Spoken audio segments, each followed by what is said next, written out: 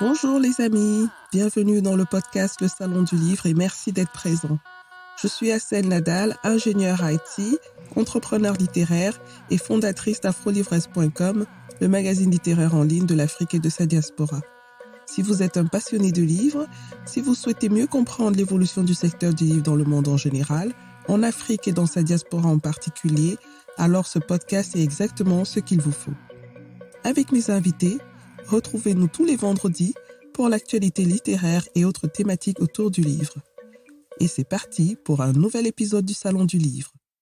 Bonjour, bonjour. Ce dessert est un vrai poème. Cette phrase vous rappelle quelque chose? De tout temps, la poésie et la gastronomie ont toujours fait bon ménage. Le livre de Nathalie Brigot-Ngoum, mon invitée dans cet épisode, en est un très bel exemple. Dans son premier livre, intitulé Mon imprécis de cuisine, elle offre au lecteur un voyage vers le monde merveilleux des plaisirs de la bouche et de la poésie en terre africaine. Ce livre est d'abord une belle œuvre artistique de par sa forme. Ce sont aussi de nombreuses recettes à base de produits du terroir d'Afrique subsaharienne pour vos petits déjeuners et brunch faciles à réaliser. C'est enfin un hommage poétique aux amours de Nathalie, sa famille et la gastronomie. Ingénieure en marketing et commercial, elle est aussi animée par la transmission du savoir-faire culinaire africain ancestral. Dans cet épisode, elle partage ses motivations derrière son livre poétique et gourmand, Mon imprécis de cuisine, sa vision sur la richesse culinaire africaine et raconte son parcours de création et aussi son aventure dans l'auto-édition.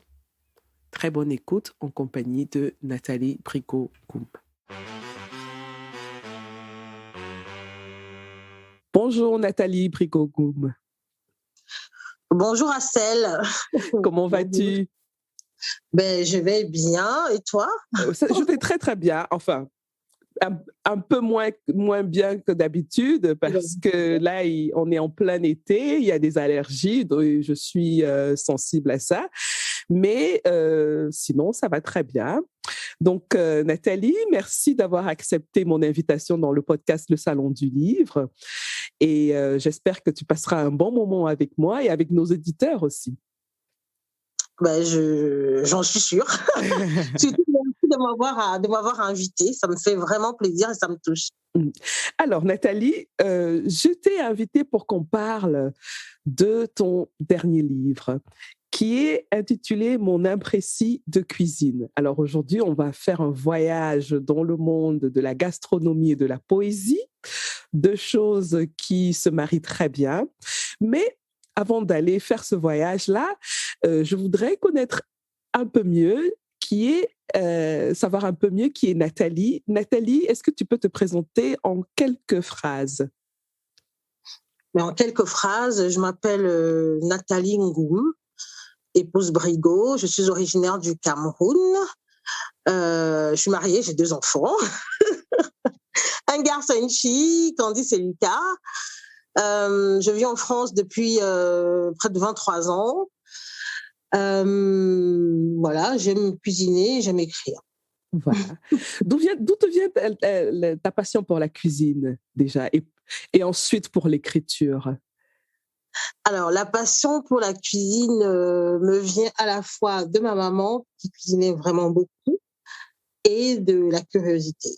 Parce que j'ai grandi au Cameroun, je suis arrivée en France adulte. J'ai grandi au Cameroun et je trouvais qu'on avait beaucoup de choses, beaucoup de nourriture. Donc, tous ces produits m'ont toujours fascinée.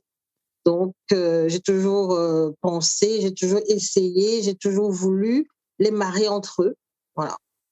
Donc, là, c'était la curiosité, la richesse des produits et ma maman qui cuisinait beaucoup. Donc, ça, c'est comme ça que me vient le goût de la cuisine. Oui. Et celui de l'écriture, tu le tiens de qui? De ta maman aussi? Alors, celui de l'écriture, je pense un peu plus de mon père, qui n'écrivait pas beaucoup, mais qui lisait beaucoup. Parce que je pense qu'écriture et lecture sont étroitement liées. Je lis un peu moins aujourd'hui, je vais recommencer, Oui, je dis souvent que je vis sur mes acquis, en fait. Je lis, ça fait longtemps que je ne lis pas, ça fait même des années que je ne lis pas, mais j'ai beaucoup lu, mais alors Oui, vraiment beaucoup. Dès oui. que j'ai su lire, très très jeune, j'ai su lire, peut-être, du moins, j'ai su parler tôt, donc lire aussi très très tôt, j'ai beaucoup lu, parce que mon père, il aimait la lecture, et puis je pense aussi que l'écriture, parce qu'on parle de l'écriture, c'était quelque chose qu'on pouvait faire toute seule, je parle d'une fille comme moi, parce que dès qu'on savait tenir un stylo et une feuille, on pouvait écrire dans son coin. Mhm. La cuisine, c'était un peu plus, pas compliqué, mais il fallait quand même avoir un certain âge pour qu'on te laisse toucher au couteau, toucher au feu. Mais pour l'écriture, ben, tu pouvais rester dans ton coin et écrire.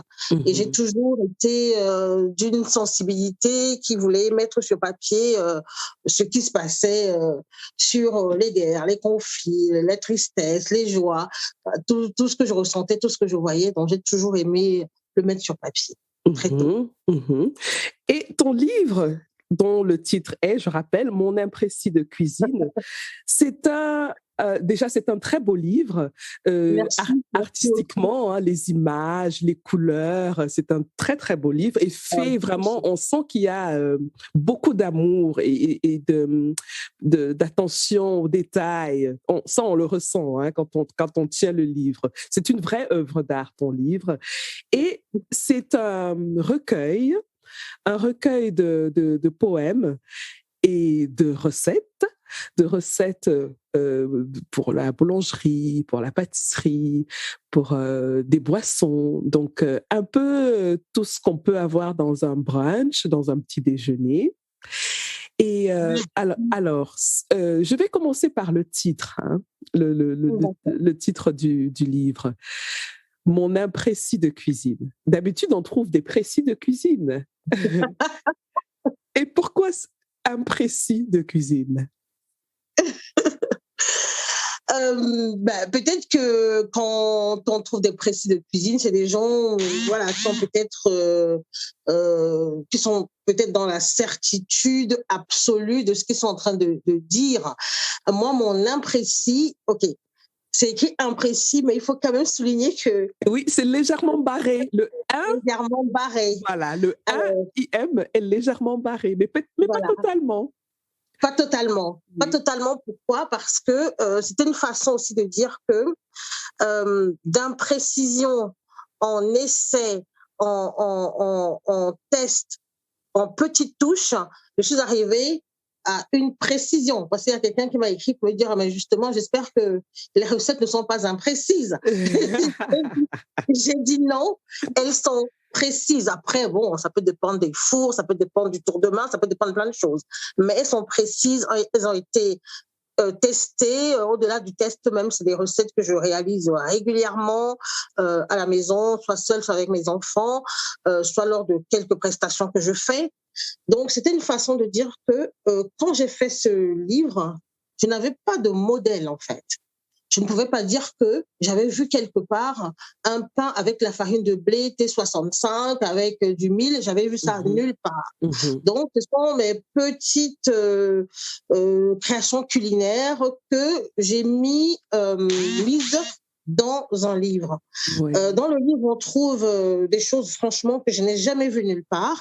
On trouve aussi des adaptations de recettes très connues, comme par exemple le Paris-Brest, qui était un des piliers de la pâtisserie française, et que j'ai repris, ce pilier que j'ai repris avec de la farine d'igname et de manioc, et à la place de la crème classique, j'ai fait de la crème de banane plantain, parce que c'est aussi un produit qui me fascine de par sa versatilité.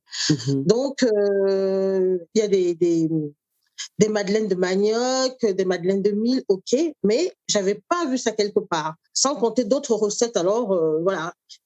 En fait, cette forme, c'est peut-être trop d'humilité. Certains m'ont dit non, c'est pas de l'humilité, c'est tout simplement la vérité. Oui. C'est des choses que j'ai essayées.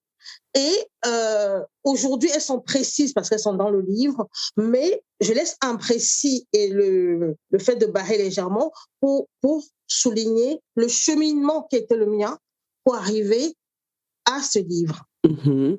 Ben, là, on voit l'empreinte de la poétesse, hein, parce Ah, que oui, ah oui, peut-être que tu l'as fait sans t'en rendre compte, mais avoir, comment dire, la créativité dans le titre, déjà dès le titre, et même dans l'image du titre, ça a quelque chose de poétique, hein, ça a quelque chose de poétique. Et ce n'est pas pour rien qu'on n'est pas surpris quand on ouvre le livre et on voit qu'il y a des poèmes dans ce livre, de très beaux poèmes. Alors, concernant la poésie, est-ce que ça a toujours été ton genre littéraire de prédilection depuis que tu te testes à l'écriture? à mon grande dame, parce que franchement, je pense que et moi-même, et je pense les gens de mon entourage, on a toujours attendu que j'écrive un roman, parce que j'adore écrire. Oui. Et à part deux ou trois textes que j'ai perdus, qui racontaient, par exemple, mon voyage quand j'ai quitté Douala pour la première fois pour aller à Yaoundé en vacances, quand j'ai eu mon bac, j'étais fascinée. Donc, j'ai écrit vraiment d'un trait pendant tout le long du voyage. J'ai écrit plein de choses que je ne retrouve pas. C'est Je continue à les dommage. chercher. C'est Peut-être dommage. que ça aurait pu être un roman, et encore, j'en suis pas sûre. Oui. Chaque fois que je prends la plume pour parler de quelque chose, honnêtement, même, je ne comprends pas ce qui se passe. Ça se coupe, ça se coupe tout seul. On dirait qu'il y a quelqu'un dans ma tête qui fait que ça s'arrête à tel endroit. Ça devient en fait comme un poème, presque comme une chanson. Mhm. J'aurais bien aimé des choses plus linéaires. Mais c'est pas non plus une mauvaise chose, hein. Je veux dire, il faut accepter son inspiration et sa créativité comme elle vient, je pense, hein. Oui, je suis d'accord, j'accepte. J'ai beaucoup de chance de pouvoir parfois être touchée par quelque chose de telle sorte que je prends une feuille et un stylo et que en, comment je peux dire, en 5 minutes, j'écrive quelque chose. C'est Mhm. très bien. Mhm. Mais c'est vrai que des fois, peut-être que ça passera, hein. Des fois, je me dis, pourquoi je peux pas raconter une histoire comme les gens racontent. Le lendemain, il a fait ceci. Hier, ceci s'est passé. Vraiment, quelque chose de linéaire, raconter normal. Mais qu'est-ce que la normalité en fin de compte? Exactement. Qu'est-ce que la Ben normalité? voilà, ben voilà. Alors, Je ne suis pas assez pour ça, d'ailleurs. ben voilà. Donc, moi, quand je lisais, je me posais la question de savoir si ce sont certaines recettes qui ont inspiré les textes poétiques ou si c'est l'inverse, s'il y a des textes qui ont inspiré des recettes. Alors, il faut préciser qu'il y a, disons, comment je peux dire, deux sortes de poèmes là, je peux dire trois. Mhm. Euh, il y a des poèmes sur la nourriture, des produits, sur la cuisine ou la boulangerie. Mhm. Il y a des poèmes beaucoup sur ma maman, parce que c'était un lien particulier qu'on avait et je pense que j'ai été terrassée quand elle est décédée. Mhm. Et l'écriture m'a permis de remonter la pente. Oui. Et puis, je crois qu'il y a un poème qui est presque tout seul, qui est venu quand il y a eu un problème avec George Floyd aux États-Unis. Ça, c'est vraiment encore à part. Oui. Même si, voilà, si ça me touchait, mais c'est encore à part. Mhm. Pour ce qui concerne les poèmes qui parlent de nourriture, je pense que, en fait, tout se mélange. Il y a des moments où je me dis, il y a un poème, je pense, qui concerne la mandarine ou la clémentine et euh, une patate douce. Mhm. En fait, ils étaient dans un panier, les deux.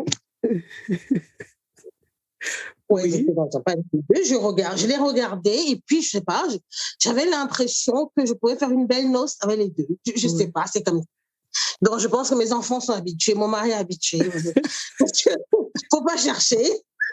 Moi, je ne cherche plus à comprendre. Donc, voilà, franchement, je les voyais, j'avais l'impression de voir des mariés, j'avais des idées, des images dans ma tête. Oui. Donc, il a fallu que tout de suite, j'aille cuisiner. Et là, quand c'est comme ça, il faut même pas m'embêter, il faut pas me me parler d'autres choses. Il faut que ça se fasse. Oui, oui. Et puis, c'est venu au fur et à mesure que j'étais en train de cuisiner. Mais déjà, j'avais eu comme un flash en les voyant ensemble. Et après, c'est arrivé tout seul. Oui. Donc, il y a des moments où je pense que c'est rarement un poème qui vient d'abord. OK. Je pense que c'est quand je vois un produit, je vois par exemple cette banane, il y a une banane devant moi qui est aussi moi.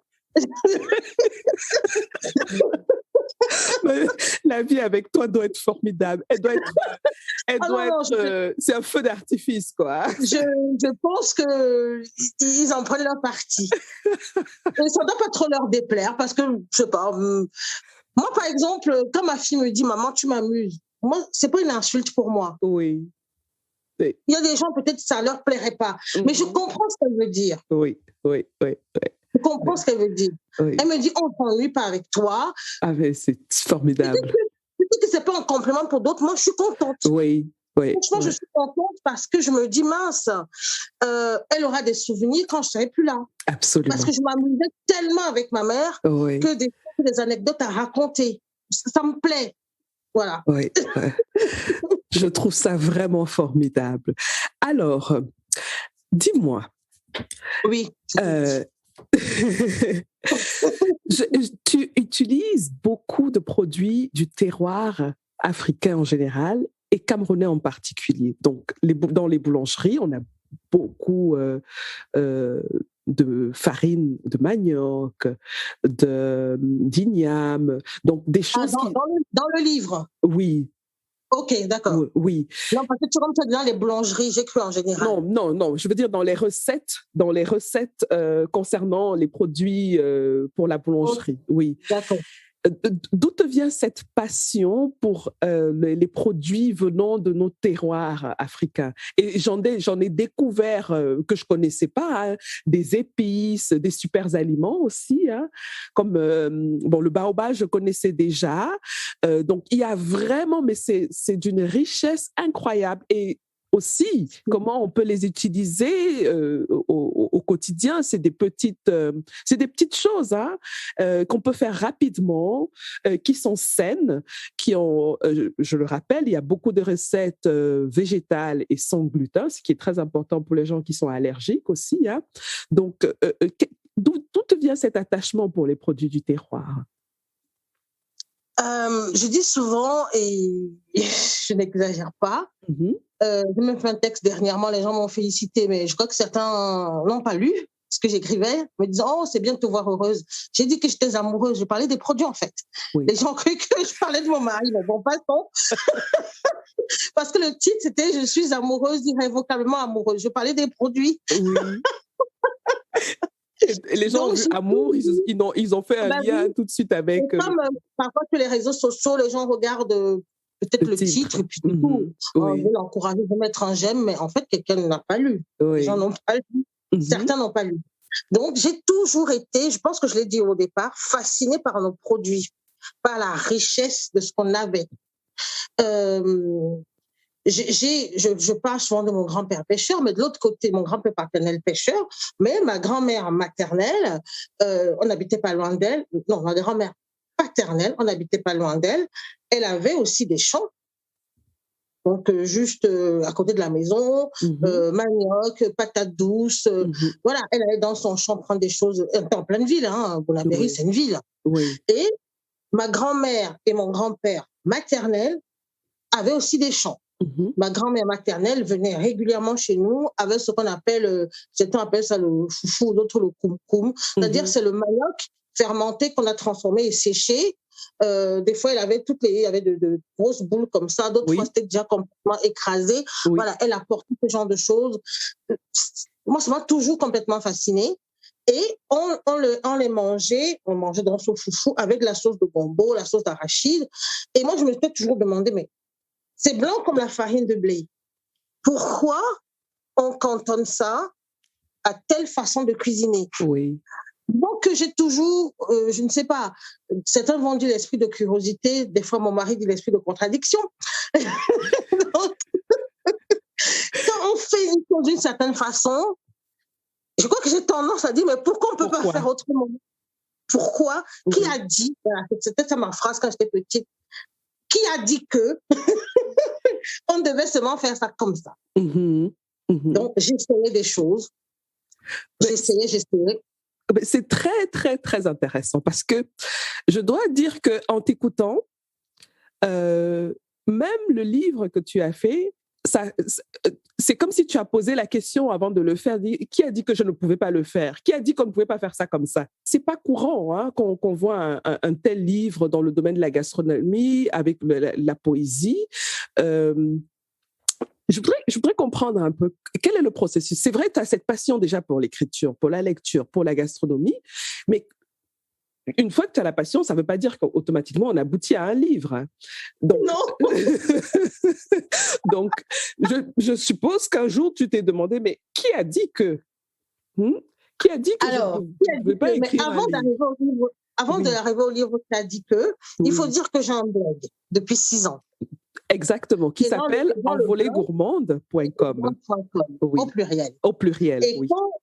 Et quand on a un blog, en général, hein, on écrit. Il y a plusieurs types de blogs. Peut-être d'autres personnes, c'est l'écriture, d'autres personnes, c'est peut-être que des photos. Dans un blog, en général, culinaire, il y a des recettes, oui. Il y a des photos. Oui. Donc, moi, dans mon blog, il y a des recettes, mais avant la recette, je tenais toujours à poser un cadre, à expliquer le contexte, à dire pourquoi j'ai pris telle recette, est-ce que c'est une recette traditionnelle, est-ce que c'est une recette que ma mère fait ou faisait, parce que je cuisine de plus en plus des choses qu'elle cuisinait, que je ne faisais pas quand elle était avec nous, parce que ma mère vendait de la nourriture, à un moment vraiment beaucoup. Et déjà, quand j'ai lancé mon blog, ce qui n'est pas courant chez nous en termes de nourriture, je précise, on avait l'impression que je sortais tous les secrets de la cuisine. Il fallait déjà que je rassure ma mère. Voilà.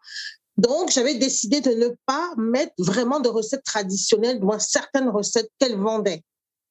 C'est depuis qu'elle est décédée que je parle de plus en plus de ces recettes-là, parce que je suis dans une urgence de transmission, une urgence d'héritage, parce qu'elle connaissait tellement de choses, on avait tellement de projets, et là, elle est décédée, que je me dis, mince, pour le peu que je sais que j'ai envie de transmettre, si moi aussi je décède aujourd'hui, j'ai envie que ça reste. Voilà, c'est ça. Donc, j'ai déjà un blog, je l'ai toujours, je le garderai, mais je pense que je voulais aller au-delà du blog.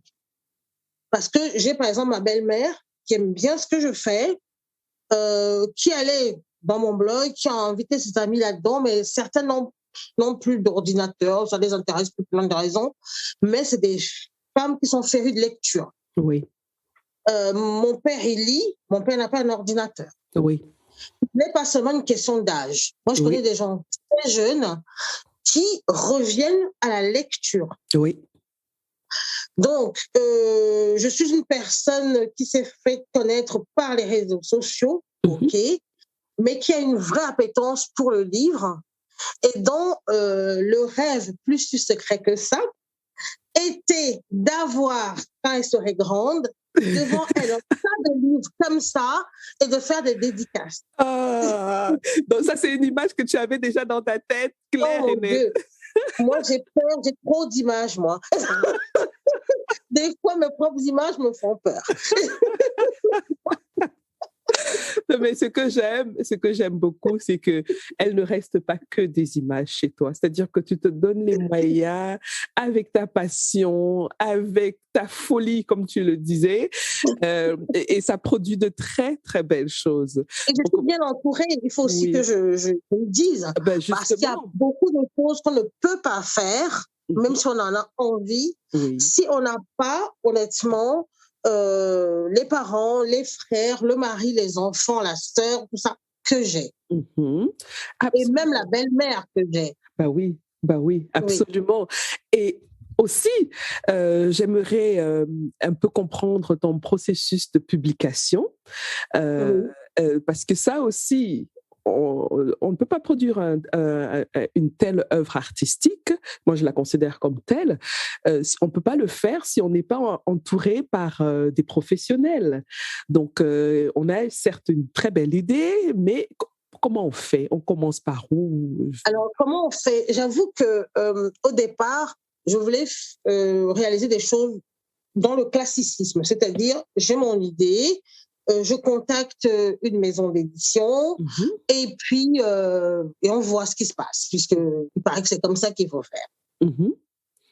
Alors, je suis allée sur Internet, je vais être très claire, j'ai tapé maison d'édition iconoclaste. J'ai pensé que pour me supporter ou pour comprendre ce que je veux faire, il fallait déjà être un peu barré. Donc, je pense que j'en ai... Je crois que j'ai jamais autant ri dans une interview, parce que là... Je pense que j'en ai vu 2. Je sais pas, il y a deux réponses. OK. Donc, j'ai appelé. J'ai dit que j'ai pas voulu rentrer trop dans les détails parce que j'entendais aussi des histoires du genre tu sais quand tu détailles trop on te dit que non on peut pas et puis 2 mois après tu vois exactement ton idée sortir. J'entendais plein de trucs. Donc j'ai dit j'ai envie d'écrire. On me dit vous voulez écrire? Ah bon? Quoi? Je dis un livre qui va parler de plein de choses avec vraiment en toile de fond la richesse culinaire d'Afrique et puis sera un peu lyrique, peut-être un peu poétique, ou bref, quelque chose comme ça. Oh, d'accord. Après, on m'a dit, est-ce que vous pouvez nous faire un mail pour expliquer? Je ne voulais pas. Je crois que ça a commencé à me décourager, expliquer quoi, bon. Et la deuxième maison m'a dit, ça a l'air intéressant comme idée, mais notre catalogue est déjà complet pour cette année, donc appelez-nous l'année prochaine. J'ai dit, déjà, j'ai trouvé 2 maisons iconoclastes apparemment en France. C'est pas l'enthousiasme absolu, c'est un signe. Oui. On s'arrête là. Stop. J'ai fait ce que je devais faire. Personne ne viendra me reprocher. Pourquoi tu n'es pas allé voir les maisons d'édition? J'estime que j'en ai vu déjà. C'est bon. Et donc, tu dis, je le fais moi-même. Je vais aller jusqu'au bout. Voilà, je vais le faire moi-même. Je sais ce que je vais faire. Donc, je n'ai pas envie d'expliquer encore à quelqu'un ce que je vais faire. Je sais ce que je vais faire. Je vais juste expliquer aux professionnels peut-être qui m'aideront à réaliser le produit ce que je veux faire. Point. Et tout le reste, je ne veux même pas enlever une virgule à ce que je pense, que je reste avec, comment dire, ou les approximations ou des erreurs ou quoi, c'est toujours moi, ça restera comme ça. Ça a voulu garder une certaine authenticité, en fait. Et je ne veux pas qu'on me pose des questions du genre, pourquoi vous ne vous concentrez pas sur un livre de cuisine ou pourquoi vous ne vous concentrez pas vraiment sur un recueil de poèmes? Je veux faire ce que je veux. Je ne sais pas qui va l'acheter, mais il trouvera son public. Et comme disait ma fille, s'il ne trouve pas son public, tandis le livre ne pourrit pas. Ben, c'est ça. Ça, c'est une très, très belle remarque. Le livre ne pourrit pas. Mais tu sais, moi, j'ai vu des livres qui sont sortis et 2-3 ans après, en fonction de l'actualité, ils ont explosé. Donc, si le livre ne marche pas, marcher entre guillemets vraiment, ne marche pas au moment où on le publie, il faut continuer. Il faut continuer. Le livre ne pourrit pas. J'aime beaucoup cette expression. Merci. Et puis, il y avait aussi, en fait, il y a plusieurs considérations, tellement de choses. Je vais te donner une autre considération, c'était, comment t'expliquer ça? J'estime qu'on a tellement de richesses dans nos pays d'Afrique et que nous-mêmes, on ne met pas souvent en avant. Pour nous, c'est normal, on mange de très belles choses, c'est bien, ça s'arrête là. Mais aujourd'hui, le savoir-faire, le savoir-avoir ne suffit pas. Le faire savoir est hyper important. Donc, si quelqu'un, pendant que nous, on dort, voit toutes les richesses qu'on a et décide de publier un livre sur la banane, plantain, le manioc, tout le monde va dire que c'est un spécialiste. Ben oui. Alors que peut-être qu'il connaît ces choses depuis 2 semaines. Oui. Et il pourra dire ce qu'il veut dessus sans que personne ne dise le contraire. Et on va parler d'appropriation culturelle et de plein de choses. mais nous-mêmes, qu'est-ce que nous sommes en train de sortir? Oui. Parce qu'il y a tous des gens qui me disent, oui, j'attends ceci, oui, les maisons d'édition ont fait cela. Non, lance-toi, essaye. Reprenons le contrôle, en fait. Et j'ai dit, je me lance. Oui, et quand je t'écoute, je constate que tu considères la gastronomie africaine et camerounaise en particulier comme un vrai patrimoine culturel à défendre. Alors, c'est un vrai patrimoine culturel à défendre, mais je ne dis pas qu'on doit rester arc-bouté sur des choses sans peut-être les faire évoluer. C'est pas ça que je dis. J'explique toujours que je suis entre tradition et innovation. Oui. Tradition, pourquoi? Parce que il y a aussi cette manie de gens, soit ils ne connaissent pas. À un moment, quand on ne sait pas, on dit qu'on ne sait pas. Mais qui font comme si rien n'existait avant. Comme si ils sont en train je modernise la cuisine, je fais connaître ceci, alors que tu reprends la recette de ta grand-mère. Oui. Donc, rends déjà hommage à ta grand-mère. Tout à fait. Parce que parfois, nous-mêmes, à force de nous comporter comme ça, on donne le bâton pour nous faire battre. Donc, en clair, il n'y avait rien avant. C'est elle qui vient d'inventer telle chose. Non, il y a des techniques, il y a des savoir-faire, il y a des recettes peut-être qui sont orales, mais il y a des choses qui existent. Donc, il faut qu'on en parle. Ça, ce n'est pas un livre de recettes traditionnelles. Pas du tout. J'espère faire un livre de recettes traditionnelles. Mais comme je dis toujours, c'est très difficile de faire un livre de recettes traditionnelles parce que la tradition, c'est un patrimoine et ça peut même être identitaire. Donc, tu ne peux pas dire à quelqu'un, par exemple, que le mbongo des Bassa, ça vient de l'Est Cameroun. Donc, il faut faire attention à ce qu'on raconte. Exactement. Il faut aller chercher, il faut s'informer, il faut même s'entourer de gens qui savent. Il faut poser des questions. Quelqu'un ne va pas dire que le poulet Kedjenou, dont on parle parfois en Côte d'Ivoire, vient du Niger. Donc, il faut réfléchir avant de créer quoi que ce soit. Parce que ça va impacter même les générations futures. Et ça va impacter les gens d'aujourd'hui parce qu'ils se disent, ah, on suit cette fille, elle travaille assez bien, donc si elle le dit, c'est que c'est vrai. Alors que c'est peut-être complètement faux ce que tu es en train de raconter parce que tu n'as pas travaillé, parce que tu n'as pas cherché. Donc ça me prend un peu plus de temps parce que c'est des choses sensibles, les nourritures traditionnelles. Elles existent. Il y a des terroirs qui existent, il y a des patrimoines qui existent, ça c'est sensible. Alors que ce livre aussi, c'est un livre de recettes, disons, créatives. Quelque part, je dis souvent à mes enfants que personne ne peut venir me dire que ma recette est nulle. C'est moi qui ai fait ma recette. Je l'ai créée. Oui, parce qu'il n'y a pas de comparaison. Il n'y a pas de comparaison. Il n'y a pas de comparaison. Il n'a qu'à essayer la recette. Moi, je l'ai déjà faite plusieurs fois. Mais il ne peut pas venir me dire que non, ce n'est pas comme ça qu'on fait cette recette dans le Morbihan ou à Djebale ou je ne sais pas, à Tchang. Non. Alors que les recettes traditionnelles, ce n'est pas pareil. Il faut vraiment faire très attention. C'est un vrai travail d'anthropologie, d'histoire, de géographie, de plein de choses. Plein de choses. Oui.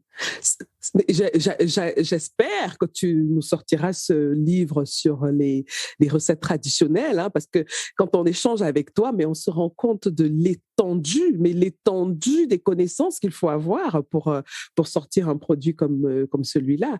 Donc, si on veut travailler, hein, parce qu'on peut aussi se décider à prendre sa plume et dire ouais, telle recette traditionnelle, on écrit n'importe quoi dessus. Hein, voilà. C'est vrai.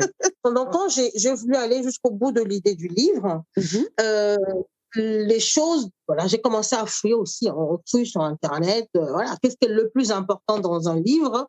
C'était, bon, en dehors de l'idée, ok, en dehors des textes, ok. En fait, quand je dis ok, c'est des choses dont je m'occupe, en fait. En dehors des photos, ok, c'était la partie graphique, toute la beauté du livre, toute la compartimentation, je veux dire. Ça, c'est la poète qui parle, la compartimentation. Et après, maintenant, l'impression, l'objet du livre. Donc, je ne suis pas imprimeur, je ne suis pas graphiste. Qu'est-ce que je fais? Il faut que je cherche ces deux-là. Voilà. J'ai d'abord commencé par chercher des, voilà, graphistes.com partout, hein. Donc, j'ai vu des gens qui m'ont fait des propositions, elles n'étaient pas chères du tout. On m'a fait des propos, j'ai donné 4 feuillets, on m'a rendu les feuillets, je n'ai pas trouvé ça beau du tout. J'ai dit, OK, c'est pas cher, j'ai pas d'argent, mais c'est pas comme ça que je vends mon livre, c'était pas beau. Et je ne sais pas, je pense que je discutais un jour avec une dame qui a une agence de com, et je lui ai dit que je suis en train de chercher des graphistes.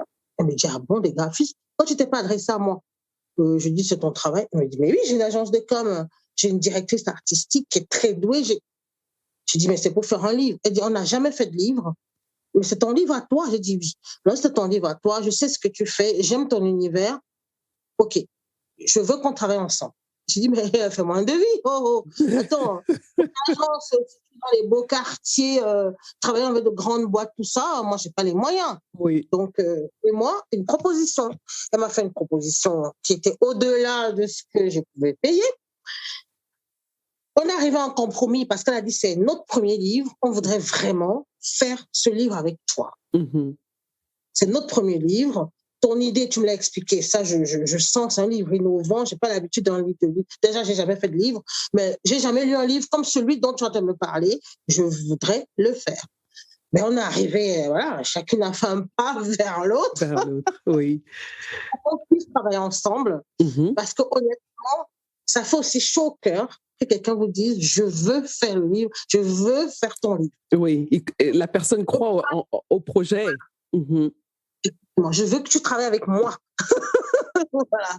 La première remarque, franchement, que les gens me font, même quand je suis partie à la FNAC, la première fois présenter mon livre, c'est la beauté du livre. C'est la première remarque qu'on me fait. On me dit que ton livre est beau. Oui. C'est un beau livre. On parle de la forme, hein? Oui. On parle de la forme du livre. Oui, tout à fait, tout à fait. C'est un beau livre. La forme du livre. Oui. Et j'avoue que j'ai aimé travailler avec cette agence parce que j'ai expliqué à peu près l'univers que je voulais. Et je trouve qu'elles se sont appropriées, bon, c'était surtout des femmes, elles se sont appropriées l'univers et elles sont allées même au-delà de mes espérances. Surtout que si j'avais déjà eu des devis et des propositions que je ne trouvais pas belles, c'est pas tellement du fait de cette personne-là seulement. C'était aussi parce que j'avais pris mes photos pour le blog. Les photos que j'avais prises, c'était les photos du blog. Oui. C'était pas des photos que j'avais réalisées en me disant, ça, c'est pour un livre. Oui. Non. Pour le blog, et de façon horizontale. En général, il y a beaucoup de photos de livres de cuisine qui sont verticales. Oui. Ça rentre dans une page. Moi, c'était plutôt horizontal. Oui. Donc, elles ont dû, franchement, se batailler. Elles ont beaucoup travaillé pour que les photos qui n'étaient pas faites spécialement pour un livre soient quand même gourmandes. Oui. Jusqu'à ce qu'elles étalent ça, en fait, sur 2 pages. Sur 2 pages, tout à fait.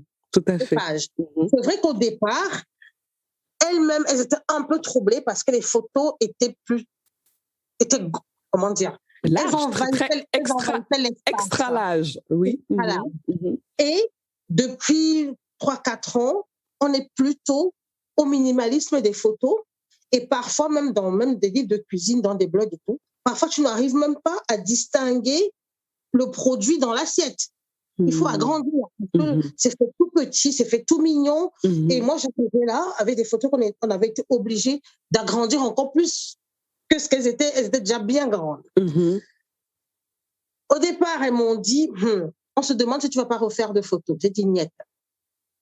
Elles ont dit, OK, on va travailler avec ce qu'on a. Et quand elles m'ont fait la première maquette, j'ai quand même voulu me rassurer, même si on était comme je savais que je ne changerais pas, mais je voulais quand même entendre le son de cloche des gens, d'inconnus. Ce qui est important aussi. Elles m'ont sorti des maquettes, je suis allée dans le métro. J'ai commencé à poser des questions aux gens. Donc, je prenais le métro et je disais « Bonjour, je m'appelle Nathalie, je vais sortir mon premier livre. Regardez la maquette du livre. Est-ce que les photos, pour vous, ça va ?» C'est pas vrai. Dans le métro? Dans le métro. Ah non, les gens sont bienveillants. Hein. Les gens ils répondaient. « Ah, c'est votre livre. Ah, OK. Qu'est-ce que vous voulez savoir? Est-ce que la photo, là, par exemple, qui est là, elle n'est pas trop envahissante parce que dans un autre livre, ce serait une belle brioche au milieu, bien jolie, bien petite comme ça. Ah oui, c'est vrai que c'est surprenant, mais pourquoi vous devez faire comme les autres? Mais c'est bien comme ça. Finalement, ça me donne faim. Pourquoi pas? Ah oui, oui, je ne m'attendais pas à ça, mais pourquoi pas? Voilà, j'ai l'impression que la nourriture m'appelle. J'avais des réponses comme ça. Donc, je notais. Donc, j'ai eu pratiquement 100% de gens qui m'ont dit oui, pourquoi pas. J'ai dit, vous pourriez acheter un livre avec des photos comme ça, vous voyez, ça prend tout. Mais oui, pourquoi pas? Ça change des photos que je vois d'habitude. Oui, pourquoi pas? OK. Mais c'est formidable, c'est formidable. Parce que ce que tu as fait là, je rappelle que tu es ingénieur marketing et communication. Pour les gens qui ne le savent pas encore, ce que tu as fait là, commercial, pardon, oui. Ce que tu as fait là, c'est mais le haut niveau d'études de marché, quoi. Franchement, il n'y a pas de meilleure étude de marché que ça. C'est-à-dire que je voulais faire une étude à la fois qualitative et quantitative, empirique sur le terrain, tout ce que tu veux. Voilà. Tu as laissé la théorie et tu es allé sur le terrain et il n'y a pas meilleur juge que le terrain. Moi, je trouve ça extraordinaire. Mais vraiment, bravo.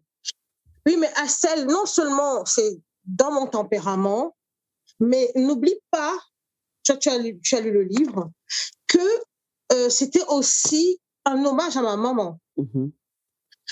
Elle n'a pas vu mon livre. Oui. Donc, il fallait que ce soit un livre qui est beau, un livre dont elle aurait été fière, un livre qui parle d'elle, mais sans exagération. Et même si ça parle d'elle, ça parle aussi des autres. C'est quelqu'un qui avait dit que quand je parle de moi, je parle de vous. Hein. Quand je vois des gens qui m'écrivent, me dire, je n'ai pas encore fait une seule recette.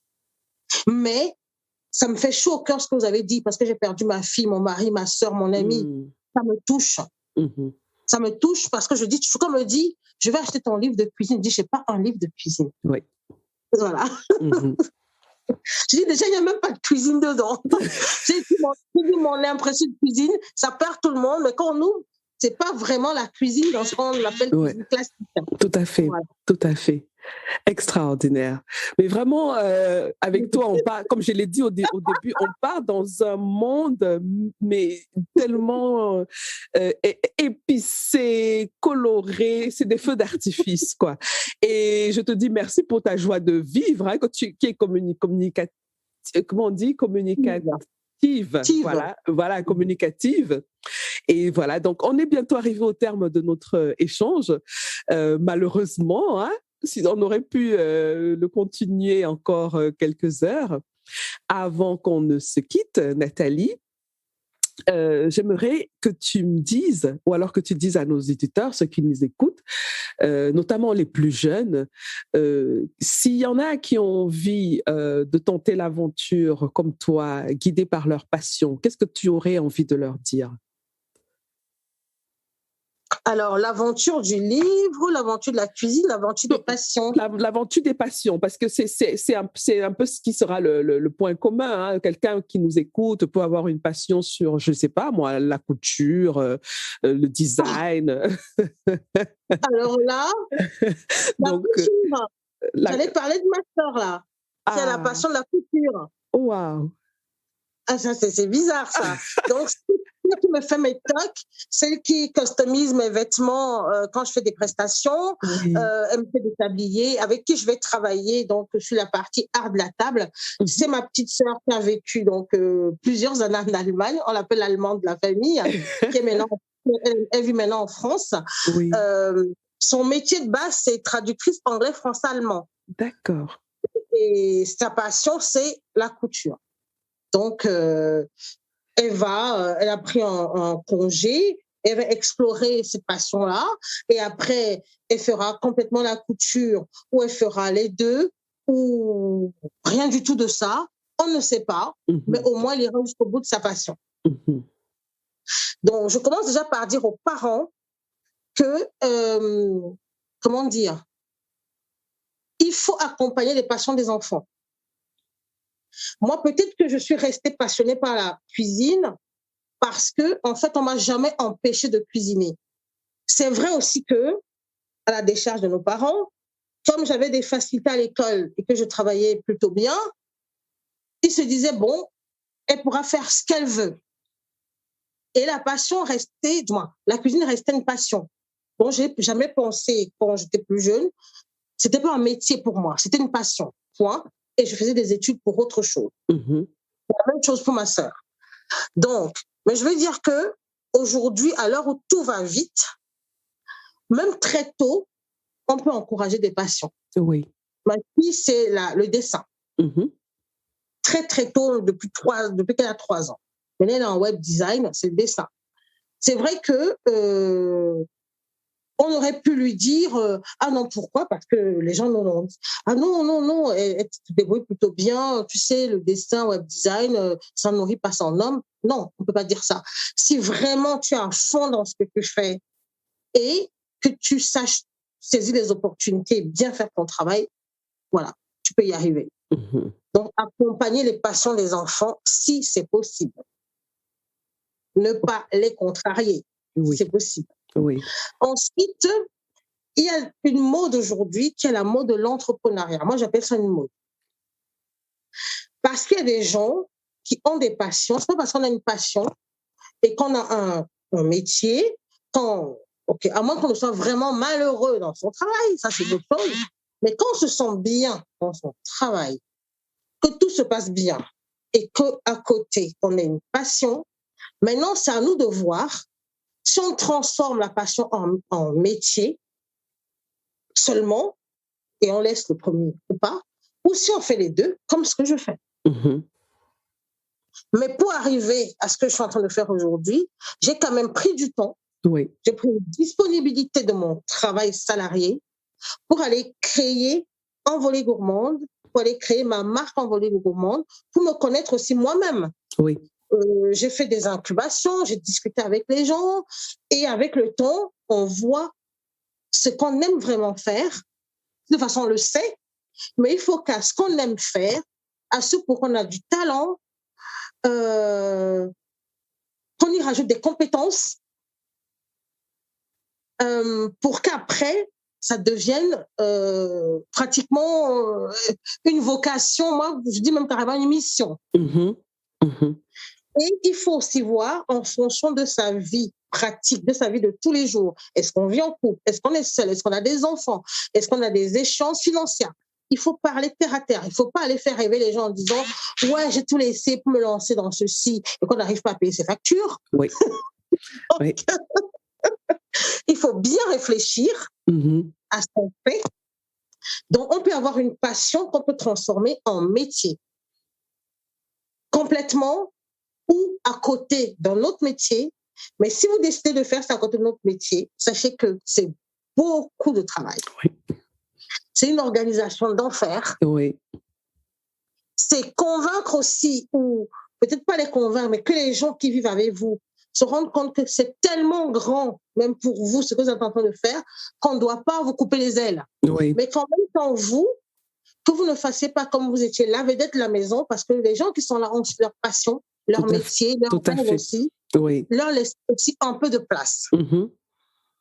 Donc, ça veut dire que il faut réfléchir à ce qu'on veut faire, comment on veut le faire, comment on veut le déployer, mais ne pas imiter les gens, parce que la mode, c'est de dire « j'ai laissé ceci, j'étais ingénieur en cela, j'étais ceci, j'ai tout laissé tomber pour faire les ongles, pour faire ci, pour faire ça, pour faire ci ». C'est bien de le dire, mais est-ce qu'on peut en vivre? Oui. Surtout dans nos pays où des fois les gens sont piliers de famille, piliers de société. Il faut bien réfléchir à ce qu'on fait. On n'est pas là pour les autres personnes. Oui. Merci pour ces conseils qui non, certainement... Parce que des retours des fois, les gens qui me disent oui, j'ai quitté ci pour faire ça, comment on fait, j'ai pas d'argent, j'ai honte de reprendre mon travail. Les gens vont dire quels gens? C'est eux qui payent votre loyer. Et en plus, honte de reprendre un travail qui n'est pas du vol, qui n'est pas un crime, qui n'est pas... Je ne comprends pas pourquoi on aurait honte d'aller travailler normalement. Je ne comprends pas pourquoi. Et puis, on ne quitte pas. Il y a des gens, franchement, qui sont épanouis dans leur travail. On a le droit d'aimer son travail salarié. Absolument, oui. Oui, tout à fait, tout à fait. Tout à fait, absolument. Mais merci Nathalie pour ces conseils et puis d'avoir ouvert aussi une petite porte dans ton univers artistique, de poésie et de gastronomie. Alors, avant de se quitter, j'aimerais que tu me dises s'il y a quelque chose que tu pouvais éliminer sur cette terre, qu'est-ce que ce serait? Oula! Quelque chose que je pourrais éliminer de la terre. Oui. Qu'est-ce que je ferais? Oui. Qu'est-ce que je ferais? C'est peut-être bateau, je pense les conflits armés, quoi. Mm-hmm. OK. Les conflits armés parce que on aura beau construire, on aura beau bâtir, on aura beau faire des choses, mais s'il y a des guerres et les pires des guerres, les guerres civiles, tout ce qu'on a fait par terre, parce que c'est l'occasion parfois pour certains de régler des comptes, la belle maison qu'on convoitait, la belle femme qu'on voulait, voilà, ça va dans tous les sens. Et après, ça appelle la vengeance. Et après, on s'en sort pas. Oui. C'est vraiment ça. Les conflits armés qui sont peut-être la conséquence même en amont de la convoitise. Très bien. Merci beaucoup. Où est-ce qu'on peut te contacter, Nathalie, si on a envie d'échanger avec toi? Alors, si on a envie d'échanger avec moi, on me contacte par le biais de mon blog envolégourmande.com au pluriel. Il y a mes coordonnées dessus. On peut aussi voir les prestations que je fais. Est-ce que tu peux nous rappeler ces prestations, s'il te plaît? Alors, ces prestations, donc avec le temps, j'ai développé une expertise sur les farines africaines et sur les épices aussi. Donc, je fais des prestations de consultante culinaire. Donc, je peux accompagner un restaurateur, un boulanger, quelqu'un qui veut modifier, pimper sa carte, que ce soit en France, n'importe où dans le monde, puisque maintenant, on peut aussi travailler à distance. Voilà, donc on peut faire des questions sur ces farines-là, besoin d'un accompagnement, etc. Je peux le faire, je peux créer des cartes, etc. Il y a ça. Je fais des ateliers aussi de cuisine et d'écriture. Je suis chef à domicile aussi. Voilà. Et puis, j'aimerais, je le dis clairement, j'aimerais travailler avec des écoles en France, à l'étranger, n'importe où, des écoles. J'aimerais aussi faire des recettes signatures pour des hôtels, pour des restaurants, voilà. Donc, c'est une bouteille que je lance à la mer, hein. Appelez-moi. Voilà. Vous pouvez contacter donc Nathalie Brigot-Goum. Je mettrai toutes les informations dans la description de l'épisode.